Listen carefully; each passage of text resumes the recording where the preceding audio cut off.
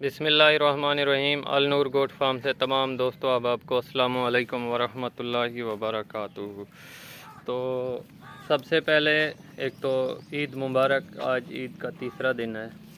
तो बहुत से दोस्तों को हमारी इस वीडियो का इंतज़ार था कि बकरियों में धुआं क्यों दिया जाता है और कौन कौन सी चीज़ें ऐड करके धुआं दिया जाता है।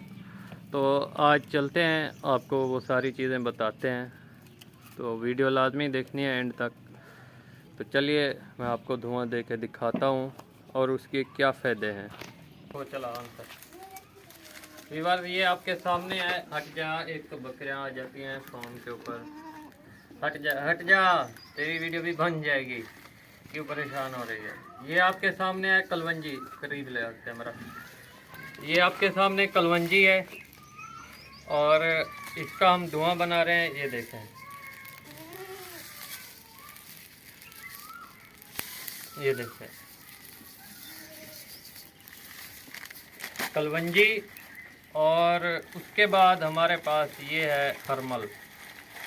तो इसका हम धुआं बना रहे हैं जानवरों के लिए। तो किस मकसद के लिए, किस पर्पज़ के लिए, हमें इससे क्या फ़ायदा मिलेगा, ये जानवरों को मैं धुआं क्यों दे रहा हूँ, ये बकरियों को भी देना है, ब्रीडरों को भी देना है। तो सबसे पहले, क्योंकि एक तो सीज़न जो है ये आजकल का हमारे पास मक्खियाँ, और उसके बाद कुछ मक्खियाँ ऐसी भी होती हैं जो बकरियों के नाक के ऊपर अगर बैठती हैं तो उनसे बकरियों को एक तो फ्लो, बुखार वगैरह भी हो जाता है और वो अपने जरासीम इस कदर छोड़ जाती हैं जिससे बकरियों में नाक का कीड़ा पैदा हो जाता है।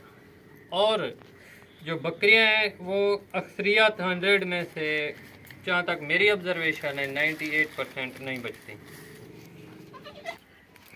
तो वीवर, ये धुआंधार आग आपके सामने तैयार हो गई है। तो इसकी अफादियत हमें ये मिलेगी।